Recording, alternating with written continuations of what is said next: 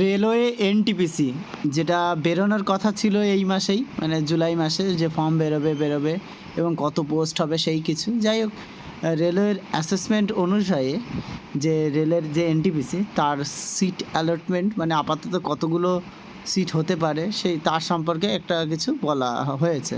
যাই হোক, সেটা হচ্ছে দেখাই। এই হচ্ছে 24/7/2024 সালে গভর্নমেন্ট অফ রেলওয়েজের তরফ থেকে যে নোটিশ, সেইখানেই কিন্তু বলা হয়েছে, নোটিশ নাম্বার দেওয়া রয়েছে। এই টোটাল হচ্ছে 10,888টা পোস্ট বেরোবে। সিবিটির মাধ্যমেই তো এক্সাম হয়। এটা দু ধরনের ভাবে হয়। একটা হচ্ছে আর এগুলো সব হচ্ছে এনটিপিসি, মানে non technical popular category.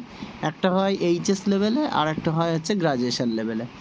HS লেভেলে এই যে 3,404টে পোস্ট, আর গ্রাজুয়েশন লেভেলে 7,479টা পোস্ট, মানে আপাততকালীন।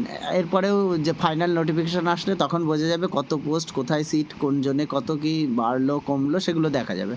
এইচএস লেভেলে কতগুলো দেওয়া যায়, অ্যাকাউন্টস ক্লার্ক কাম টাইপিস্ট, সেখানে হচ্ছে 361টা post. Commercial cum ticket clerk, সেটা হচ্ছে 1,985টা post.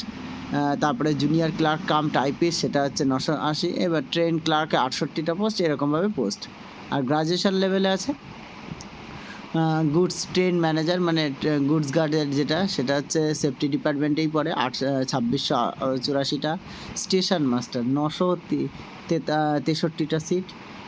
Chief commercial cum ticket supervisor, সেটা হচ্ছে 1,737। Junior account assistant cum typist, সেটা 1,371। তারপরে সিনিয়র ক্লার্ক কাম টাইপিস্ট 725। এই হচ্ছে এ আর বি দুটো টাইপস, এইচএস প্লাস গ্রাজুয়েশন মিলে 10,884টা পোস্টে আপাততকালীন হচ্ছে পোস্টের কথা বলেছে। যে এর পরেও আবার যখন ফুল নোটিফিকেশান দেবে তখন পোস্ট বাড়তেও পারে, কমতেও পারে, সেটা আলাদা ব্যাপার। আশা করি বাড়বে, কারণ এত কম পোস্ট হয় না, কারণ রেলের প্রচুর পোস্ট ফাঁকা। এবার সরকারের সদিচ্ছা এবং রেলওয়ে বোর্ডের সদিচ্ছা থাকলে অবশ্যই আরও পোস্ট বাড়বে আশা করা যায়। এই ছিল আজকের ভিডিওটা।